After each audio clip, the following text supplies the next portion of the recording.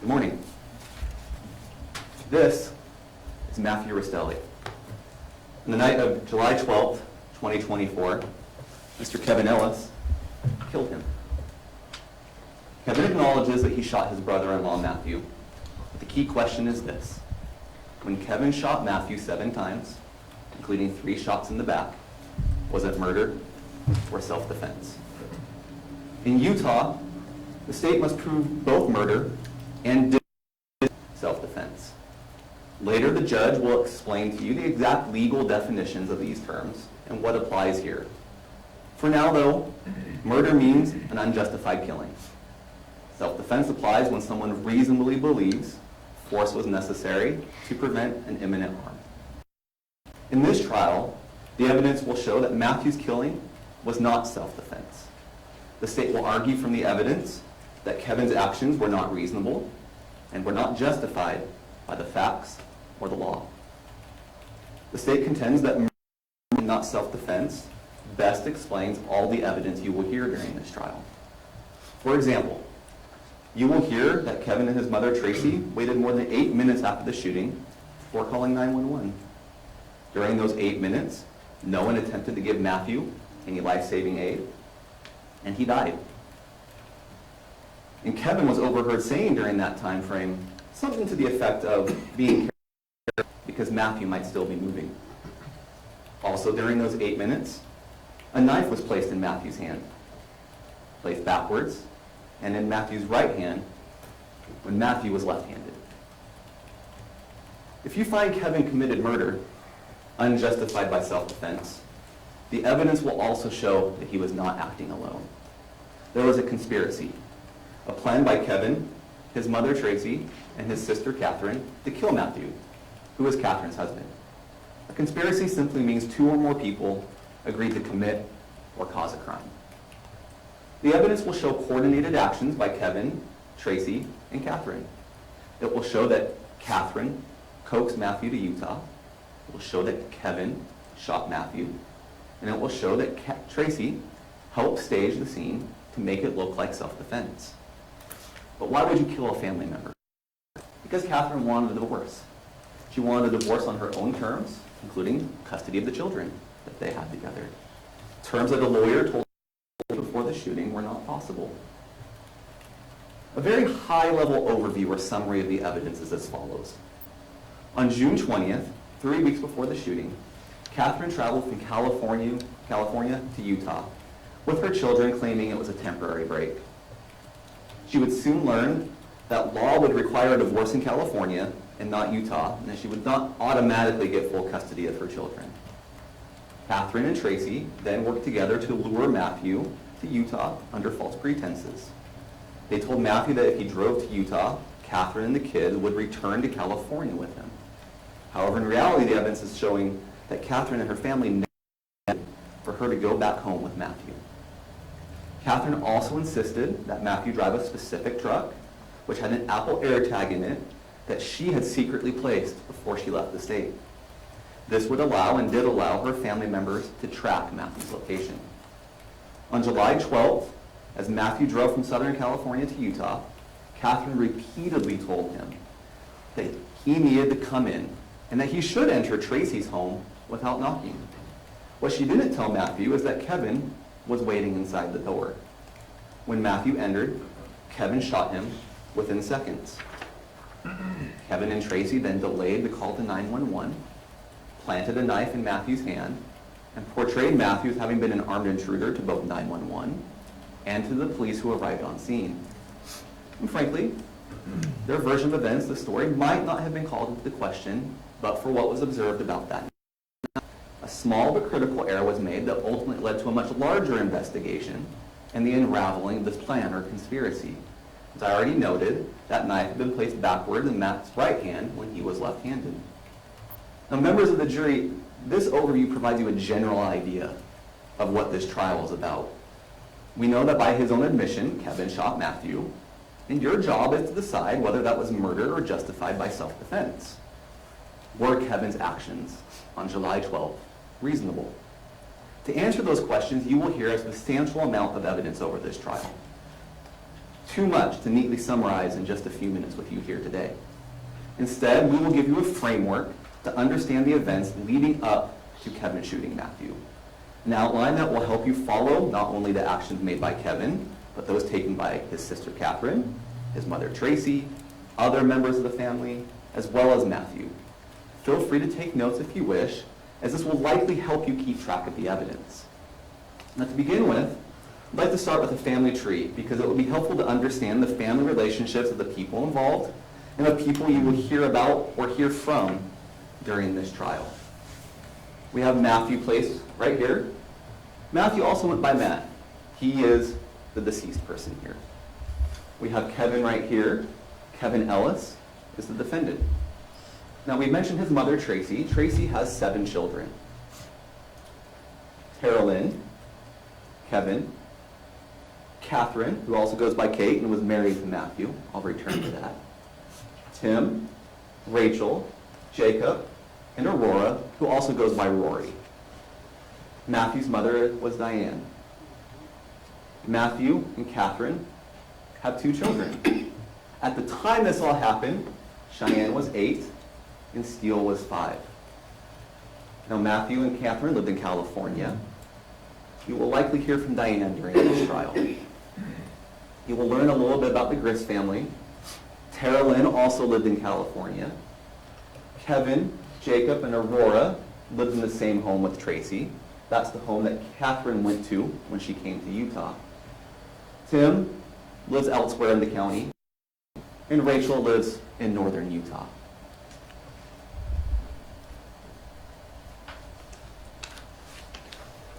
As the jury, I will now turn to that framework of what the evidence will show, and from what you may conclude that Matthew Restelli's wife, Kate, and his brother-in-law, Kevin, and his mother-in-law, Tracy, conspired to murder him. We begin with the development of the motive, or the origin of the conspiracy. I mentioned Matt and Kate married in 2016. They lived in California. Matt was an avid mountain biker. He loved the outdoors. Matt had a son from a previous relationship, and Matthew and Kathryn had 2 children together shortly after their marriage. You can see them here. By early 2024, however, Matt and Kate's relationship had become strained. Kate had grown unhappy with the marriage. She viewed it as loveless, and she sought out other relationships, which became a point of contention between her and Matt. In January 2024, Kate had confided to her mother that she wanted out of the marriage. Here's one of the messages she sent. She says, "We've been fighting so much. I want out." And by May, text messages between Kate and Tracy reflected her frustration and unhappiness. She told her mom, "I hate my life, Mom." She said, "I hate that I have kids with Matt." And she says, "This is so bad right now. I hate him so much." Ultimately, Kate was unhappy enough to separate from Matthew, essentially disappearing without warning on June 20th, 2024, and taking their 2 young children to live, as I said, at her mother Tracy's house in American Fork, Utah. She drove a rental car that Tracy paid for. In addition to Kate's unhappiness, there is evidence you will hear that will show there was no love lost between the entire Grist family and Matt. Text messages will show that members of the Grist family repeatedly talked about him and included comments about harming him. These texts will be presented in more detail during the trial, but I will give you a few examples right now. In January, there was one text exchange, Kate and Tracy, where Kate received this message: "I'll just drive 9 hours and strangle him." Tracy referring to Matt. On June 6th, there was a message by Tracy to one of the other daughters, Rachel, where she said, "Matt made it so I want to kill him. He straight up lied. I'm gonna kill him." These texts and other evidence will show that Tracy returned time and time again to making comments about killing Matthew. Now, the format of this exhibit is a little bit different, but this happened on June 16th. It was a text exchange between Tara Lynn, one of the sisters, and Rachel, one of the sisters. Tara Lynn asked Rachel, "He wanted to know if you shot your .380 yet," referring to a handgun. And Rachel responded, and note that the date on this is 4 days before Kathryn came to Utah. She said, unfortunately, kids make it hard to get out and go shooting. Ha ha. We need to coordinate with Mom and take it out before any chance of Matt coming. LOL. After Kate came to Utah, she and the family learned that separating from Matt and getting custody would be very difficult. The biggest part was that California still had legal jurisdiction over the children in the marriage. Kate recorded the conversation she had with a lawyer about this situation, and she shared that conversation with her family members. You will hear about that conversation during this trial. We have a summary of it we can show you right now. A friend of hers texted, "How did your attorney meeting go?" Kate said, "Honestly, I'm fucked." "How so?" he asked. "Just dumb California law. I just feel hopeless." And just like that, the evidence is going to show, it will show that these comments and jokes escalated into action. Loose strands or thoughts present over a period of time were woven in those final days and hours into a plan that culminated when Kevin shot Matthew. Yes, Kate initially pursued a divorce. Then a different plan developed. It was a way out of the marriage, with no California court, no shared custody, and no loose ends. This plan is what the state alleges is the conspiracy in this case, and that this plan involved Kate and Tracy and Kevin. The evidence of this alleged murder conspiracy, at least in retrospect, can analytically be broken down into 4 steps, or 4 phases. Phase 1 was getting Matt to Utah. Phase 2 was getting Matt inside of Tracy's house. Phase 3 was surprising and shooting Matt. And Phase 4 was attempting to cover it up. I'll briefly discuss each of these phases. So Phase 1, getting Matt to Utah. For any plan to work, they had to get Matt to Utah. The evidence will show the efforts taken to get Matt to travel to Utah. As mentioned, Kate had come to Utah under the guise of a temporary breather. Matt wanted Kate and the kids to come home to California, and he did try to assist Kate in coming home without him traveling to Utah. He attempted to rent a car for Kate. He tried to give her money so that she could rent a car and come back to California, but that didn't work. It didn't work because Kate and Tracy worked together to create excuses as to why Kate couldn't drive to California, and Matt had to come to Utah. During the trial, you would hear and see messages documenting these falsehoods or ruses. Here's one example of them.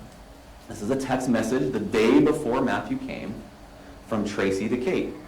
Plus, you are going to sprain your ankle soon. To which Kate replies, yes, he wants me to leave tomorrow. I have to make arrangements for the car today. You can't drive with that ankle. The evidence will show Kate never had a sprained ankle. Not only did Kate convince Matt to drive to Utah, she convinced him to drive a very specific car, their truck. You would hear a phone call in which Matt expressed concern about that truck. He was concerned it would break down, he was concerned about the tires, and he wanted to borrow a car. But Kate was insistent he needed to drive the truck. Why is that? Because Kate had hidden an Apple inside the truck. This Apple AirTag.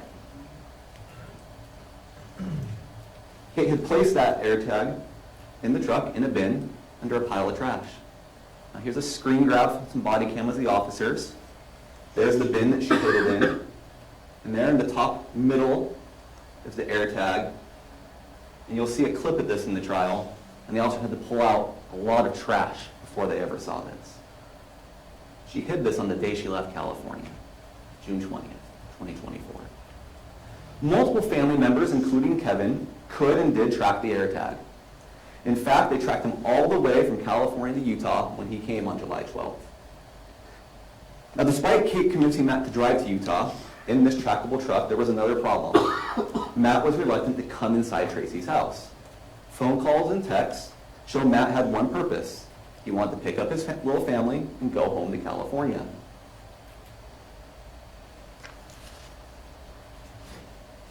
These are the first messages between Kate and Matthew. on the day he was shot. Kate says, "Good morning, getting up and getting moving.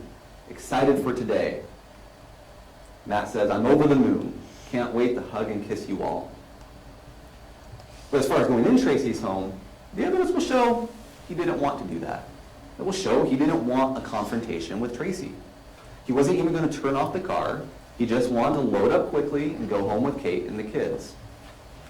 Which brings us to the second phase, or the second step, getting Matt inside of Tracy's house. Now the evidence will show that Matt likely didn't want to enter the house because he and his mother Tracy didn't get along. This wasn't a big secret. There were many texts about this. This is one example of a conversation about Matt between Tracy and Kate. Begins saying, "I just told your husband, don't mess with my child. I want you to know that. He should not mess with you. He asked if it was a threat, and I said, I just wanted him to not react. But that's only because I was watering down my words." Kate told her, "He's so mad, please don't call him." And this is when she said, "Try to sleep. I won't call him. I'll just drive 9 hours and strangle him." But it also continued. Kate let Tracy know, "Matt's really upset that you quote unquote threatened him.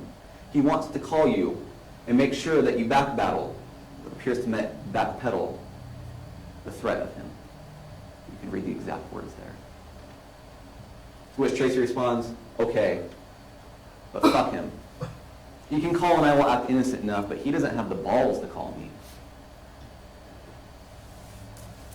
Now despite this, Kate repeatedly reassured Matt throughout the drive. She gave him the gate code to this gated community so he could get in.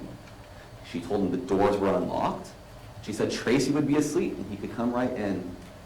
In fact, at one point, Tracy told Kate to reassure Matt that I'll be sweet as candy.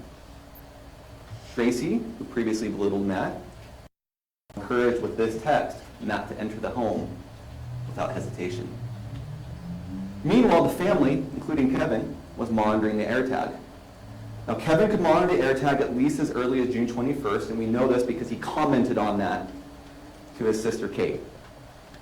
Texts from June 26th show and confirm that he activated the AirTag. So Kevin in Idaho, and Kate asks him, "What day are you coming back?" Kevin says, "Friday, late." "Okay, cool." And then he says, "The tag is still active." She says, "Really?" And he says, "If I have to rush back, I can make that happen." And in conjunction with that text, he sends a screenshot. That screenshot is the Find My on Apple of Matt's truck's location. And as you can see, that's the emoji they chose for Matt's truck.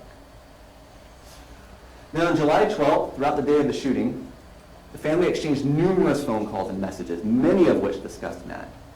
Preparations were made throughout the day for his arrival. Early in the day, there was a hive of activity via phone and text between Kate and Tracy and Rachel and Tara Lynn. They discussed Matt coming out. They looked up his location multiple times. Just after lunch, Rachel sent Tara Lynn an image of Matt's truck, to which Tara Lynn replies, "Oh fuck, that's up there." That then led to a flurry of overlapping phone calls and messages between Kate, Tracy, Rachel, and Tara Lynn.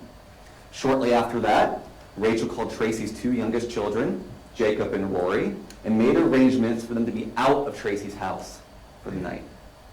And throughout the day, Tracy and Kate continued the ruse of Kate going back to California and their messages and conversations to Matt. Other preparations had been made. The children's toys had been cleaned up and placed in another room for that evening. A blanket was placed on the couch. This blanket is on the couch right next to the front door where Matthew entered and adjacent to where he was shot. Additionally, previously, only a few days earlier, Tracy had deleted her entire chat history with Kevin. And only a couple weeks earlier before that, Kate set her Snapchat conversations with Kevin to disappear so they were no longer saved on her phone. With all these operations occurred, and while the family monitors Matt's location, Kate continued to coax Matt to come into the home unannounced. Audio from a phone call just hours before his arrival shows that not only did Matt not want to turn off his car and come inside, he put out the cardboard so it didn't leak oil on the road for the few minutes that he'd be parked there. And indeed, they did put out that piece of cardboard. Kate consistently told Matt during these phone calls that she loved him. She was excited to go home with him, even though she had no intent of leaving with Matthew that evening. Then at 10 p.m., just minutes before Matt's arrival, Rachel texted Tracy and then Kevin. These are the texts to Tracy. Orem, keep an eye. This is the text to Matt, or to Kevin. Orem, keep an eye on Find My. Metadata shows that Kevin read this message. Which brings us to phase 3, the surprise in the shooting of Matt. So at 10:01 p.m., Matt was in Orem. Within minutes, he arrived in American Fork. Just before 10:06 p.m., Matt entered the gated community. Inside the home, Tracy's home, were Kate. She was upstairs with the children. Evidence will show Tracy was waiting in the kitchen, and that Kevin had put on a holster and a gun and was waiting in the front room. There was no one else in the house that night. At 10:06 p.m., a neighbor's security camera recorded Matt's truck pulling up. You can see right there, the camera detected the motion of the truck and started recording at 10:06 p.m. Matt took a little over 30 seconds to park. He left his hazard lights on. He carefully parked over the cardboard that Kate had left out for him, so his truck wouldn't leak oil on the road. At 10:07 p.m., the neighbor said they heard gunshots coming from the Grist home. The evidence will show that when Matt entered the home, he removed his sandals. You can see him right there. And he placed them right inside the front door. It shows that within seconds of Matt's entry, Kevin began shooting. The evidence will then show that Matt tried to flee, but he didn't get far. According to the physical and medical evidence, Kevin shot Matthew in the chest, the side, the wrist, and 3 times in the back, as Matt moved from the front door down a hallway to his immediate left. Show that Matt then fell down face first in that hallway, some 10 to 15 feet from where he had taken off his sandals. At 10:08 p.m., the neighbors who had heard the shots texted Tracy and asked if everything was okay. At 10:09, the neighbors hadn't heard back, so they called 911. Now around this time, Kate, who had stayed upstairs through everything that happened with the kids, overheard Kevin say something again to the effect about being careful because he, Matt, might still be moving. Tracy didn't call until 10:15. More than 8 minutes after the shooting, 6 minutes after the neighbors called. By that time, police had already been dispatched, and they did arrive about 2 minutes into Tracy's call. You'll hear the call. During the call, Tracy as having been armed with a knife. To the police that arrived, Kevin's first words were, "That guy had a knife." But the evidence will show that Matt was not armed. It will show that he was not an intruder. It will show that he was unarmed. It will show that he was invited. It will show that he was an expected guest to that home. He'd been tracked from California. The cardboard had been placed out for his. He was given the gate code and specifically told the front door is unlocked and he should just walk right in. And this brings us to the 4th phase, the attempt to cover it up. When police arrived, as I noted, Kevin immediately said that Matthew had a knife. The video that you'll get to see, the body cam, he says, pointing towards Matthew's body, Guy had a knife, and the voice trails off in the body cam video. And a knife was indeed found in Matthew's hand, but the evidence will show it was planted there. There are several key pieces of evidence that show the knife was planted. Here are 3 pieces. 2 of them I already told you about. Here's a still frame from body cam showing the position of that knife as the police entered. As I mentioned, the knife was held backwards in the hand, and it was in the wrong hand.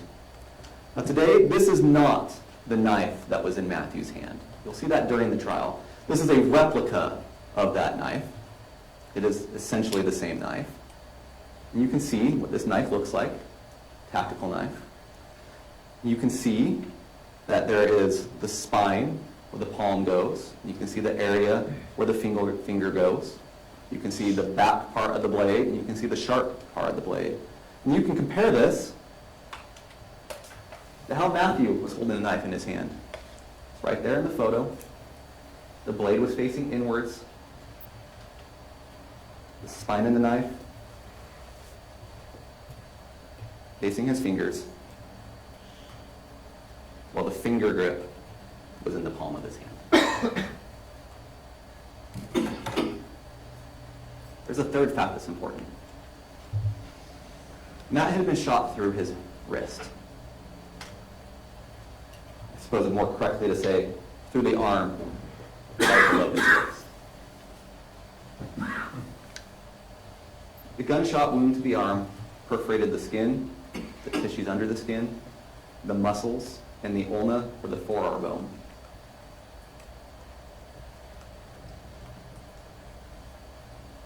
The evidence will show that all these structures are the structures that affect a person's ability to grip objects, such as a knife.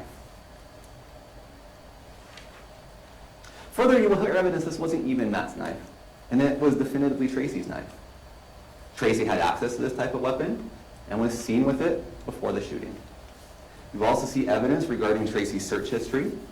She searched on June 16, 2024, 4 days before Kate came, 3 weeks before the shooting. Quote, Utah shoot break-in. And then on July 11, 2024, the day before the killing, Tracy searched, when was Donna Adelson arrested?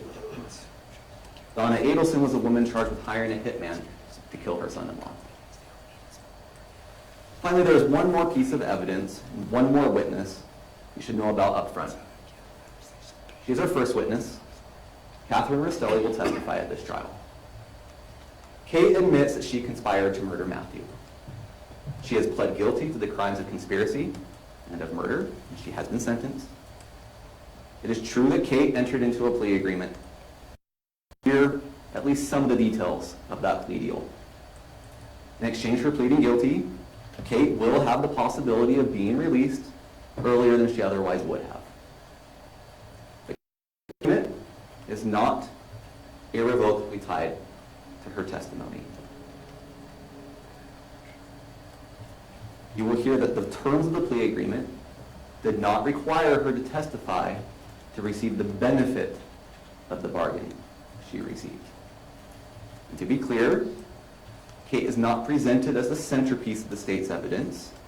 Rather, the state expects that Kate's testimony will corroborate the physical, the digital, and the forensic evidence you will hear about during this trial. And as she testifies, Kate may minimize some things. She is expected to testify about her relationship with Matt. She'll testify, we expect, that it wasn't just strained, but that Matt constantly blamed her for their problems. She described this as emotionally abusive. She may also testify that Matt begged or pressured her for sex, which is what she describes as sexually abusive. But this testimony is not presented to excuse her actions. Testimony is presented to explain why she agreed to participate in a conspiracy to kill her husband, Matthew, Tracy, and Kevin. So you'll hear all those details. You'll hear about the plea. You will judge her credibility. As when she testifies, when she testifies about the communication she had, things she saw, things she heard, and things she did. She will testify that Tracy specifically told her that either she, Tracy, or Kevin would kill Matt.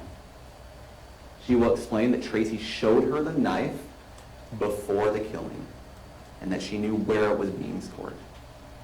She will explain that after hearing the shots that killed Matt, she's the one that heard Kevin say something to the effect about being careful, because Matt might still be moving. We now return to the key question. When Kevin shot and killed Matthew, was it murder? Was it self-defense? In answering that question, you might wonder where exactly Kevin fits into all this evidence. This evidence we heard about Kate and Tracy and the other family members about the conspiracy. Was Kevin truly part of the murder conspiracy? The evidence will answer those questions. I started this with a summary of the evidence, and I will conclude this with a summary of the evidence. I will conclude it with a summary of what we expect the evidence to show in answering those two key questions. Was it murder or self-defense? The evidence will show there was an advanced plan to shoot Matt. The evidence will show a coordinated plan to stage self-defense claim. Tracy had the knife beforehand, was seen with it beforehand. The knife was found in the non-dominant hand, held backwards with that wound that you saw. The evidence will show Matt was coaxed into the home. Kate told Matt the front door would be unlocked, asked him to enter the home to help her, told him to enter without knocking, told him Tracy would be asleep, as sweet as candy. Matt was also provided the gate code, so he could enter the neighborhood without contacting anyone inside. Matt was tracked. Kate ensured he drove the truck so that everyone in the family could track his location right up until his arrival. There were the coordinated actions during the shooting. Kate was told to remain upstairs with the children. She'll testify about that. Kevin shot Matthew seconds after entering the home. And Kevin or Tracy planted that knife in Matthew's hand. Then there's the post-shooting conduct. The post-shooting conduct that tells you or will help you analyze whether it was murder or self-defense. There was that significant delay in calling 911 when the neighbor called almost immediately. No life-saving measures performed. There was the numerous text messages and internet searches on various phones that were deleted. And there were the statements by Kevin and Tracy to the police when they arrived at the home that conflict with the physical evidence. And then there's the second question. Was Kevin part of the conspiracy? What will the evidence show about that? Evidence shows Kevin was the shooter of Matt. We'll learn about circumstances related to the gun. The gun belonged to Tracy, but it was used by Kevin. You will hear that Kevin was wearing a holster and carrying a gun inside his own home, even though he lived in a safe, gated neighborhood, and he did so after 10 p.m. at night. This evidence will show Kevin was prepared to kill Matthew. This will show that Matthew knew Kevin was close by. Evidence will show that Matthew did not surprise Kevin that night. Then there was Kevin's participation in placing the knife in Matt's hand. We know what the statement was through Kate's testimony, if you believe her. She overheard Kevin say, "Be careful, because Matt might still be moving." That only left in the home Tracy or Kevin to plant that knife. Kevin participated in the tracking of Matt. We have text messages from him that show that he could and did track Matthew. We have the message to him that he read that shows he knew Matt was close by. There is the corroboration of Kate's testimony. She is expected to directly implicate Kevin in Matthew's murder. And some of you will look at the totality of the evidence. The evidence shows Kevin's ties to the conspiracy through his actions before, during, and after the shooting. Taken together, this evidence will show that it was murder and not self-defense. In light of this evidence, you may conclude that Kevin played a key role in this murder. For these reasons, at the conclusion of this trial, my colleague will address you. He will review the evidence with you, including evidence you haven't even addressed yet. He will ask you to return verdicts of guilty on the murder charge, on the conspiracy charge, on the obstruction of justice charge, and all the other charges against him. We ask you to return verdicts consistent with what the evidence will show. Thank you. Thank you, Mr. Conley. Mr. Williams, the state have an opening statement and reserve it first. Defense does, Your Honor. Yeah, that too. It's been a long day. Thank you very much. Is, we project for the defense table.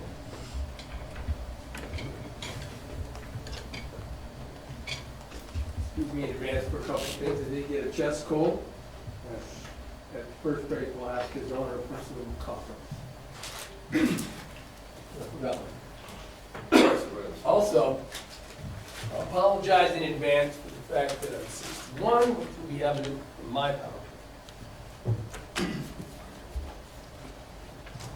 What this case is about, when you come to a courtroom in our country, and you sit as peers, chosen because you promised to uphold the principles that overarch every single trial where the government is accusing a citizen or peer. Those principles become what a trial is about. Now, what someone believes, think might have happened, or if you read a story, if you heard a story, what you might believe. Four corners of this courtroom are where this trial occurs, and what happens here is what matters to entering a verdict, and what the principles are is the absolute key. In this case, we'll test these principles. We will test these principles. It's easy for you to think that the state has created a narrative through the evidence, that's the argument, that their case should result in a conviction. We ask you, since these principles, which, let's face it, the blood of men and women in our country have spilled sometimes on foreign soil to protect, be constantly in your mind as you assess the case, as you assess the witnesses, as you assess the evidence. I'll take this opportunity also to note that the state of the burden, so they put on the case. They're going to call the witnesses for the next number of days. They're witnesses, they're not the state's witnesses. We'll go next after they ask questions. And please pay attention to the answers to our questions and the way those answers are given at times. That's important. And when you do, please consider. The principles, you're going to hear them all throughout. You heard them in jury selection. You heard them in the introductory instructions from His Honor. But they are the presumption of innocence, the burden of proof, and that proof has to be beyond a reasonable doubt, and this is important. And I appreciate Mr. Pomeroy brought it up. I'll disagree with his reference to you that the state has to prove that the evidence best explains their theory. That is not the case. You've had an instruction and you'll get it a bunch of times. They have to disprove any real possibility that Kevin Ellis knowingly entered a conspiracy and carried it out in a manner that wasn't justified. That's what the burden is. And I submit that the state in this opening statement has flipped the script on these charges. I believe that you will see that the evidence in this case is such that they need to bring evidence that proves that the conspiracy existed to satisfy their next argument that what happened in the room was not self-defense. And that's because under the law that applies, it is not about, the entire case that the government must prove is about what Kevin knew. And it doesn't have to be accurate. You're going to see it probably wasn't. He was given all sorts of information this evidence is going to show. It would be up here that probably wasn't accurate. In fact, tragically, because his sister and his mother, as co-conspirators, there definitely was a conspiracy, the evidence will show. Fed it. Fed it to everybody, and especially who they end up calling their hero, Kevin Ellis. Their, I'm sorry, simple, pool playing, somewhat deadbeat son who was down on his emotions and overused his family. And that's what will not happen. Because not only will, when this evidence is fully out, fully tested, and some of it apparently we're going to have to bring, you'll learn that state will not present some evidence, apparently. And if not, and it's important, we'll bring it to you. And then, so they must prove what Kevin knew and what he believed at the time he fired. That is the narrow scope of what needs to be proven in this case. And without a conspiracy, if you find beyond a reasonable doubt that he's part of a conspiracy, then you can't have self-defense if you shoot someone part of a conspiracy. Can't they? They won't. We'll get to that, and you partly heard it at the very end, that we'll have to rely on the evidence to show that Kevin was part of the conspiracy, and that's because what you're going to see is, as this all happens, where is Kevin in it?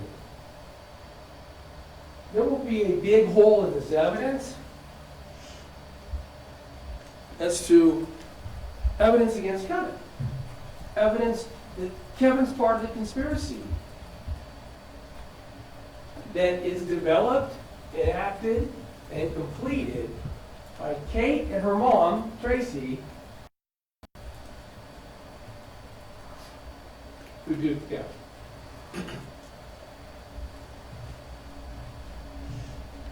Let's talk about the kinds of evidence for a minute that, as far as we see, again, Farmer's right, this is a roadmap. This is kind of how the lawyers think things are going to trot out at this trial. Let me take this opportunity to say that the evidence will show, you will see when we examine witnesses, that we largely have to rely in this opening statement on what we've already received. Reports, things that the police have done and they put in reports, and the results of interviews that other people do. You'll hear what happens sometimes when we try to get an interview with people, like Kate, even Kate, who's free to talk to everybody and talk to the prosecutors and talk to the police and everything, but we're not made available to us. When we get to that, I'm going to talk about Kate in depth. But keep in mind that the best I can do right now is anticipate things based on what's been told to me. I got access to a lot of this. And you'll hear that from the evidence. I'm not testifying to you. I'm telling you, I'll ask the witness. Did we try to get a hold of you? I didn't. You said no. At any rate, the evidence won't prove that Kevin knew that there was a plan, ambushed knowing that, and shot knowing that Matt was not a danger. These communications between all these people, let me stop here again and say, none of us, all of us would cringe at the notion that something happened that caused the police to go get warrants and look at a warrant. And I guess the state's gonna trot out a lot of texts in this family. That are, poop emoji. They didn't like that. And you're also gonna hear a lot of things that Kate told them, true or not. And the them is the family, and them is the Kevin. That this family shared and believed to make them not like that. Some things that they saw and observed in their lives that made them concerned about. We'll hear them describe him as erratic. He had a serious alcohol problem. Whether or not that was in play when he walked through the door that night is not the question. It's what Kevin thought, what Kevin knew, what information Kevin had been given. And these communications, yeah, they're all about Matt. What is he coming? He's scary. Should there be protection? Does Kate need to be protected? This is all the information that the evidence will directly or circumstantially show was likely in Kevin's mind. You just heard a timeline. Now, as I give this, I'm not going to propose, as Mr. Pomeroy said, to solve the case. You'll do it. Roll up your sleeves. And be on the front of your chair, please, as this trial transpires. And it's certainly with regard to certain features. They mentioned the timeline. I don't think, respectfully, that it'll ultimately be exactly like Mr. Pomeroy said, but especially the timeline of the night of the shooting. Pay attention when we ask the questions about that timeline of witness, please. Put this whole through the filter of proof and reasonable doubt. I already spoke about everyone's fear. I already had a time on my big PowerPoint. I already spoke on that subject. But the evidence will be that these people were on pins and needles. And we talk about why an air attack is placed. Which you're going to hear, and I'll talk about the investigation in a second, but it would have been very, very easy to know within a very short time when it was placed, why it was placed, where it was placed, etc. And just call Carolyn Fisher, who picked up Kate and facilitated her flight from California, whose idea was, hey, we should put the air tags we used at Disneyland, put one in Matt's. Who knows, maybe he'll chase us down. Maybe he won't tell the truth about the truck being stolen or something. And ultimately in July, use that when they're trying to know where Matt, who's the person they would like to believe he is traveling to where his sister is. Guns. There won't be much issue about the gun that was fired in this case. Kevin said, he shot him. It's clear from the evidence that Kevin shot Matt. It'll be clear what the gun is. The evidence will be that Tracy had this gun for years. Tracy had a gun. Tracy's gun. So you're going to hear, by the way, of course, from Kate and others, the evidence will be is a mastermind, a control freak, and masterminded this, according to her own daughter. And that air tag, again, the significance of it is to track Matt. But the key is why. Why did these people think we need to track Matt? There'll be more. You'll be paying attention. You'll find it. The reason I'm putting this up is these people in this picture are the ones on the family tree. They are the children of Tracy Grist. State's theory is, and Kate supports it, Tracy Grist, the mastermind in putting together a plan, which sounds like might have been Plan D, when Matt was hit. They knew Matt was going to come out to harm him. Or, unfortunately, to have him harmed. Two of those things are not like the other by that point in time. One in the middle, Tracy and Kate.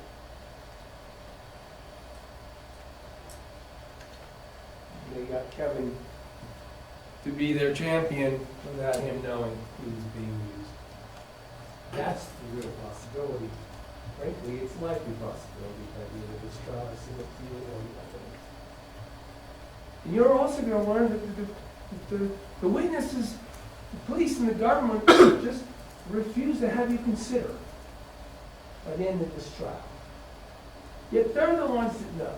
It's interesting what Tracy can do under the evidence of this trial that you're going to hear. How she can affect everybody. This family and even neighbors. You're going to hear from the neighbor who had a bullet come in her house and who called 911 and such. About how Tracy tricks her, fools her. She's even part of the family that Tracy can get in, convince of things that are not true so that she can get what she wants to happen. And that's why I put this up, because they are a source of information about what people thought, what people knew, and that the people were kept.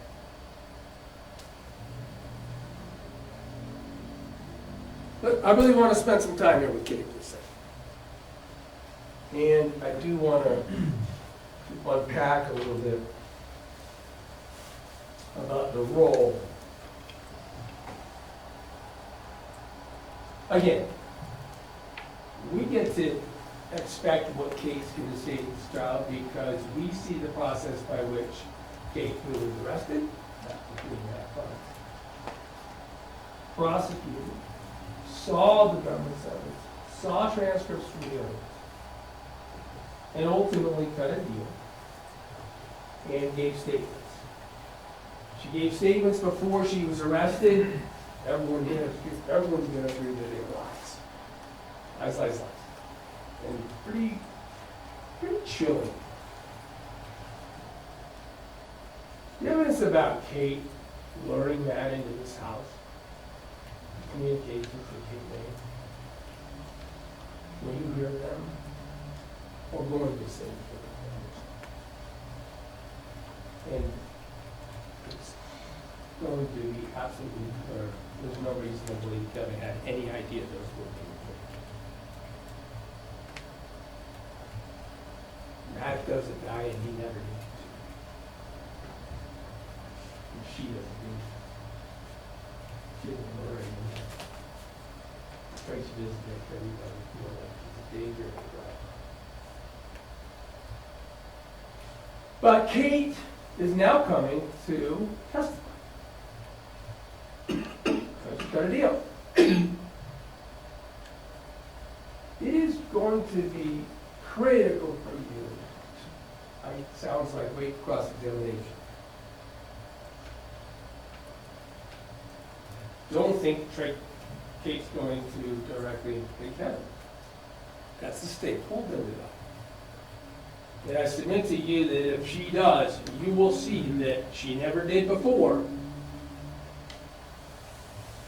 What Kate does is, after having seen everything and all the evidence, you're going to see, ends up through her lawyer, communicating with the state about the desire for a plea bargain. Something happens to the effect that the state sends her a plea bargain offer.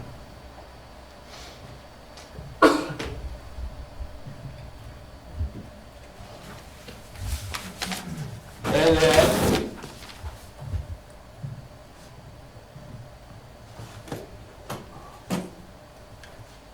the plea bargain offer is clear. Get a deal. What you're going to hear is years, probably, off her sentence. She's supposed to have her lawyer send in a proffer statement, it's called, the suggestions of things she might say to the government in an interview and with testimony. That they didn't condition this plea on testimony is obvious. She's already said it.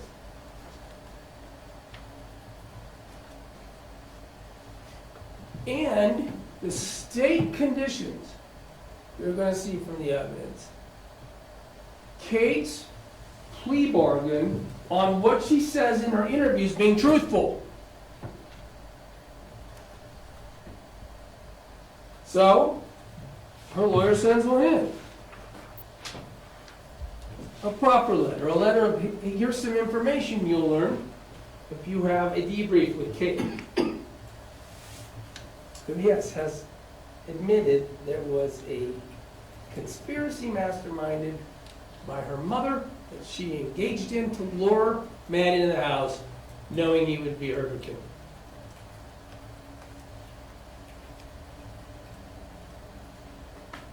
One that Tracy initiated and planned.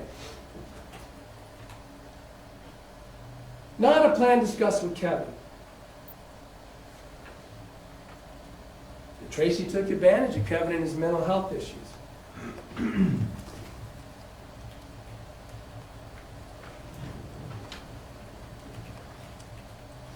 that Kathryn never discussed details about shooting Matt with Kevin. And that Tracy distanced her communications with Kate from her communications with Kevin. So they have an interview.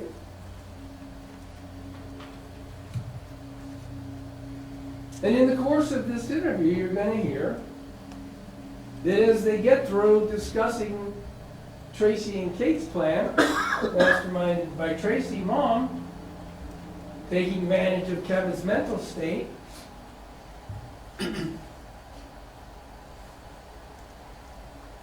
Kate tells the police, well, Kevin was never around. I didn't really see him that day. Again, I never talked to him. He wasn't present with me and my mom on any of the occasions we talked about a conspiracy. You're going to hear her say she didn't really see him, that they made preparations to move these toys and blanket, that Mom and Tracy did that. Kevin wasn't there. She's going to say, at one point, I think around 3 o'clock, if you see that I'm wrong, whatever time, it sounds like theory is that Tracy took Kevin that day that Matt's driving over to sushi. Kate will admit that Tracy never said what she talked to Kevin about at sushi. That Tracy never said that she told Kate anything about whether she talked to Kevin about a plan. For instance, versus, he's coming, we need protection. Kevin didn't seem different after the sushi. That the scene to what the state required her to be truthful in telling was my mother's plan and presented as I was scared shitless. You're going to hear that it wasn't going, it didn't seem to be going so well for the state, so they took a break. She could go talk to her. Then they brought up an immunity agreement when they returned. And wait till you see what they did there. There was lots to talk about Kevin and his involvement. That talk was by the police. They weren't Kate's words. Kate does say, when they're talking about evidence, she never deleted any text with Kevin. Again, never communicated, never talked to him about a plan, never deleted any text. Kevin is not in the picture, according to Kate. Sure, he shot after her, and that's the state's theory. You should convict because he fired.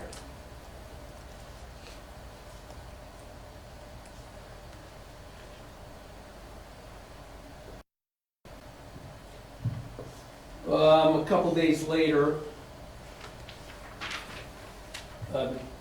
Sergeant Nordine went out and had another brief follow-up because they had never asked Kate any questions about whether she talked to Tracy or anything in the 3.5 months that the two of them were out of custody together, living together, and even testifying falsely at a hearing regarding Kevin's detention.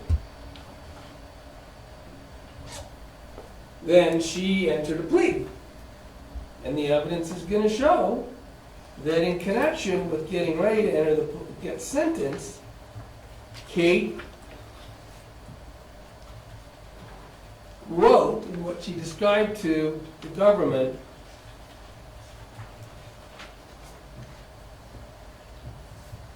something that took her 6 hours to write. It's a handwritten description of what happened.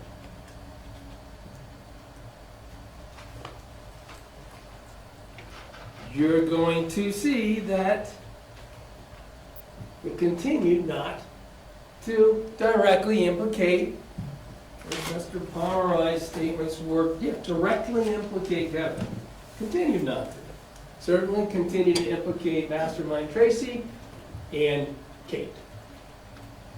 And in fact also had some timelines and things that were not exactly consistent with, or at least satisfying to the state's theory.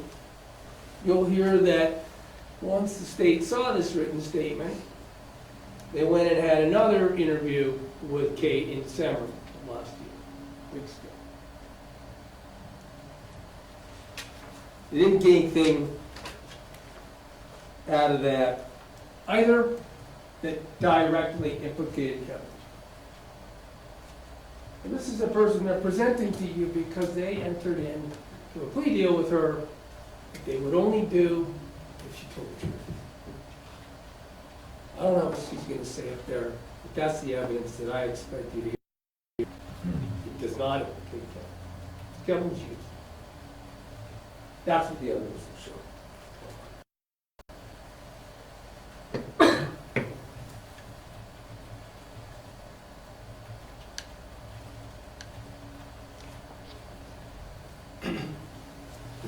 Burden of proof, right, is burden for the government to bring evidence that proves through usually investigative means.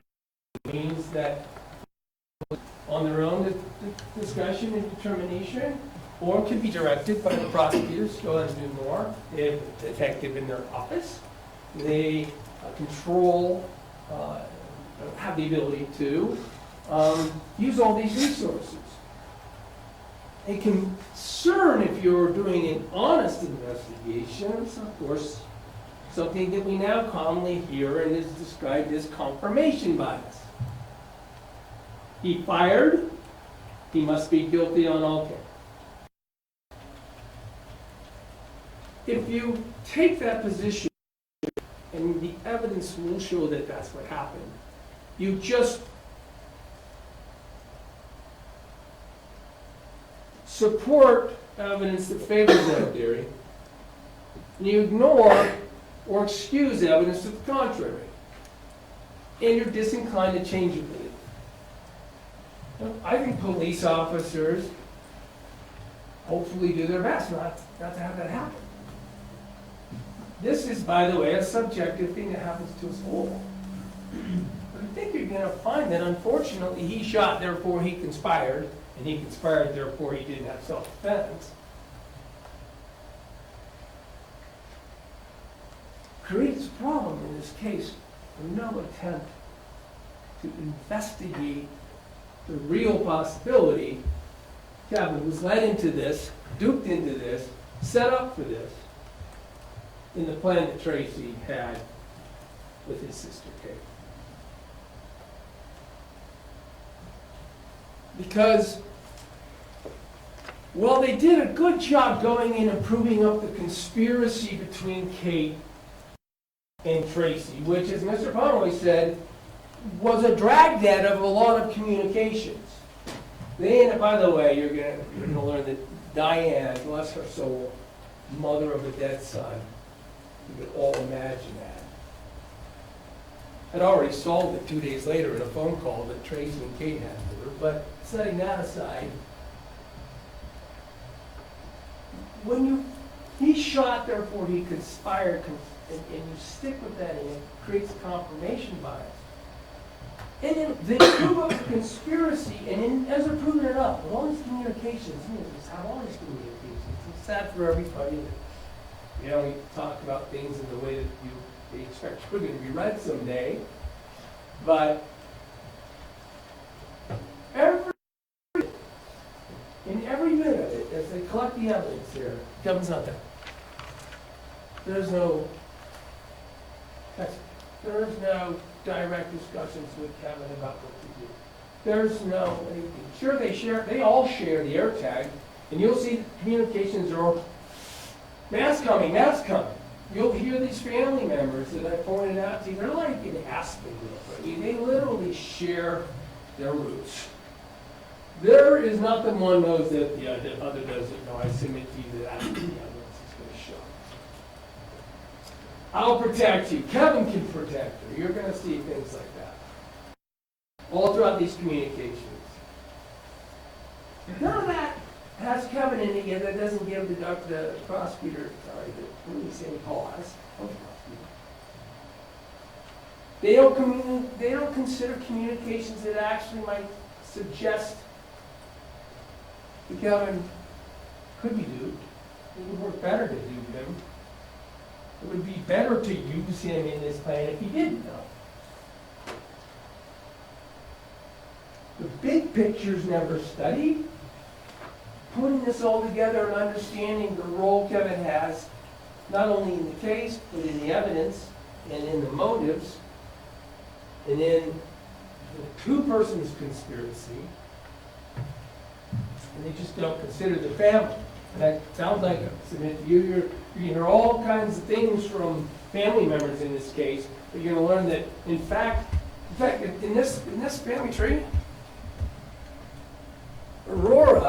Rory lived at the house when the shooting happened. Never, ever interviewed. No attempt. Jacob Trujillo lived in the house, left in the daytime of that day, and was headed back in the nighttime when he found out a shooting incident occurred. And his sister said, "Don't go there." We know that. It never called. Never contacted by the police. Rachel, they're going to present. Tim Ellis. You'll see the communications about how Tim thought he might need to come over to be protected. What should his role be? Sure, they're all going to have poop emojis and stuff. They didn't like that. That's true. But there'll be evidence, a person can have evidence of this family dynamic and what everybody was afraid of, and whether that might include Kevin. He was never contacted. I'll take it back. What you learn in the trial is that he was put on our witness list, and when they saw that, they put him on theirs. Talked to him the first time a week ago. Because they already made up their mind.